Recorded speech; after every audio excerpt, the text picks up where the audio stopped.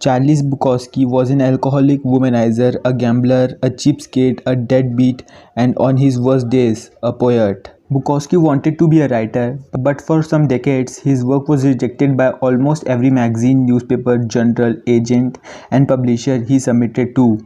His work was horrible, they said, crude and disgusting, and as the stake of rejection slips piled up, the weight of his failure pushed him deep into an alcohol-fueled depression that would follow him for the most of his life. Bukowski had a day job as a letter filler at a post office. He got paid shit money and spent most of it on booze. At night, he would drink alone and sometimes hammer out poetry on his beat-up old typewriter. Often he had wake up on the floor, having passed out the night before. 30 years went like this, most of its non-meaningless blur of alcohol, drugs, gambling and prostitutes. Then when Bukowski was 50, after a lifetime of failure, an editor at a small independent publishing house took a strange interest in him. The editor couldn't offer Bukowski much of money or much promise of sales, but he had a weird affection for the drunk loser, so he decided to take a chance on him. It was the first real shot Bukowski had even gotten, and he realized probably that one of his wouldn't ever get. Bukowski wrote back to the editor, I have one of two choices, stay in the post office and go crazy, and stay out here, play at writer and stave. I have decided to stave. Upon signing the contract, Bukowski wrote his first novel in the 3 weeks. It was simply called Post Office. In the dedication he wrote, dedicated to nobody. Bukowski would make it as a novelist and poet. He would go on and publish 6 novels and hundreds of poems, selling over 2 million copies of his book. His popularity defied everyone's expectation, particularly his own. Stories like Bukowski are the bread and butter of our cultural narrative. Despite the book sales and the fame, Bukowski was a loser. He knew it, and his success stemmed not from some determination to be a winner, but from the fact that he knew he was a loser, accepted it, and then he wrote honestly about it. He never tried to be anything other than what he was. The genius in Bukowski's work was not in overcoming unbelievable odds and developing himself into a shining literary light. It was the opposite.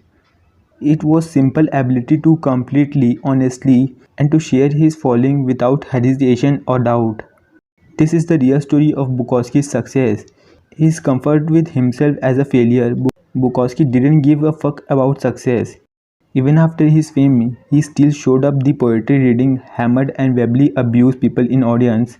He still exposed himself in public and tried to be sleep with every woman he could find. Fame and success doesn't make him a better person. Our culture today is obviously focused on unrealistically positive expectation. Be happier, be healthier, be the best, better than the rest, be smarter, faster, richer, sexier, more popular, more productive, more admirable. But when you stop and really think about it, conventional life advice, all the positive and happy self-help stuff we hear all the time is actually on what you lack. It's laser in what you perceive your personal shortcomings and failures to already be, and then emphasize them for you. You learn about the best way to make money because you feel you don't have enough money already. You stand in front of mirror and repeat affirmations saying that you are beautiful because you feel as though you are not beautiful already. Iconically, this fixation on the positive, on what is better, what is superior, only serves to remind us over and over again what you are not, of what we should have been falling to be.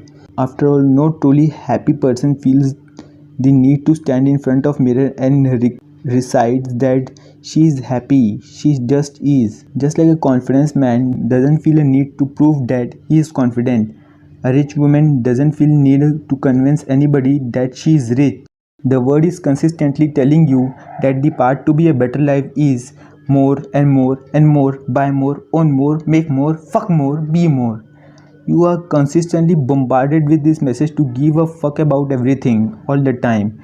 Give a fuck about a new TV, give a fuck about having a better vacation than your co-worker, give a fuck about buying a new lawn ornament.